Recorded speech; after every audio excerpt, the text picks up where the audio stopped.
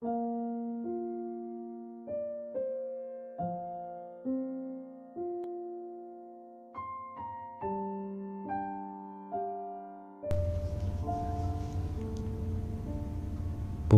kita saat ini terdapat dalam Kitab Yakobus 1 ayat 1 sampai ayatnya yang ke-27. Sekali lagi, Kitab Yakobus 1 ayat 1 sampai ayatnya yang ke-27. Kita mulai. Salam dari Yakobus, hamba Allah dan Tuhan Yesus Kristus, kepada kedua belah suku di perantauan. Iman dan hikmat.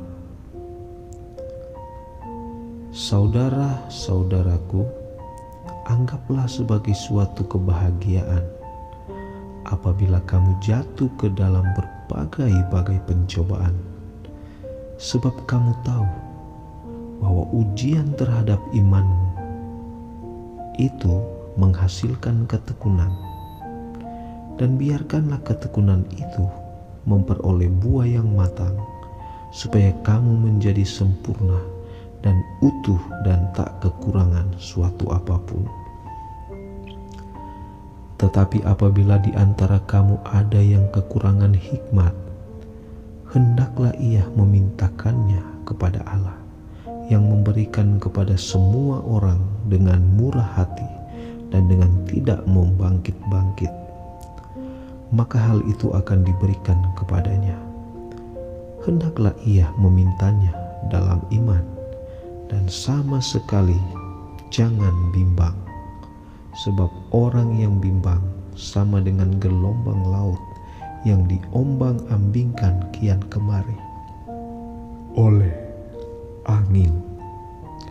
Orang yang demikian janganlah mengira bahwa ia akan menerima sesuatu dari Tuhan, sebab orang yang mendua hati tidak akan tenang dalam hidupnya. Keadaan rendah dan keadaan kaya. Baiklah saudara yang berada dalam keadaan yang rendah bermegah karena kedudukannya yang tinggi, dan orang kaya karena kedudukannya yang rendah, sebab ia akan lenyap seperti bunga rumput, karena matahari terbit dengan panasnya yang terik dan melayukan rumput itu, sehingga gugurlah bunganya dan hilanglah semaraknya. Demikian jugalah halnya dengan orang kaya, di tengah-tengah segala usahanya ia akan lenyap. Pengujian dan pencobaan. Berbahagialah orang yang bertahan dalam pencobaan, sebab apabila ia sudah tahan uji, ia akan menerima mahkota kehidupan yang dijanjikan Allah kepada barang siapa yang mengasihi Dia. Apabila seorang dicobai, janganlah ia berkata, "Pencobaan ini datang dari Allah," sebab Allah tidak dapat dicobai oleh yang jahat, dan ia sendiri tidak mencobai siapapun. Tetapi tiap-tiap orang dicobai oleh keinginannya sendiri, karena ia diseret dan dipikat olehnya. Dan apabila keinginan itu telah dibuahi, ia melahirkan dosa. Dan apabila dosa itu sudah matang, ia melahirkan maut. Saudara-saudara yang kukasihi, janganlah sesat. Setiap pemberian yang baik dan setiap anugerah yang sempurna datangnya dari atas, diturunkan dari Bapa segala terang. Padanya tidak ada perubahan atau bayangan karena pertukaran. Atas kehendaknya sendiri ia telah menjadikan kita oleh firman kebenaran, supaya kita pada tingkat yang tertentu menjadi anak sulung di antara semua ciptaannya. Pendengar atau pelaku firman. Hai saudara-saudara yang kukasihi, ingatlah hal ini. Setiap orang hendaklah cepat untuk mendengar, tetapi lambat untuk berkata-kata, dan juga lambat untuk marah, sebab amarah manusia tidak mengerjakan kebenaran di hadapan Allah.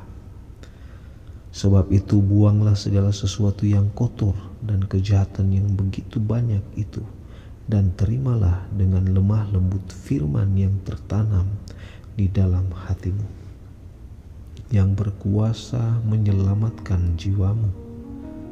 Tetapi hendaklah kamu menjadi pelaku firman dan bukan hanya pendengar saja, sebab jika tidak demikian, kamu menipu diri sendiri. Sebab jika seorang hanya mendengar firman saja dan tidak melakukannya, ia adalah seumpama seorang yang sedang mengamat-amati mukanya yang sebenarnya di depan cermin.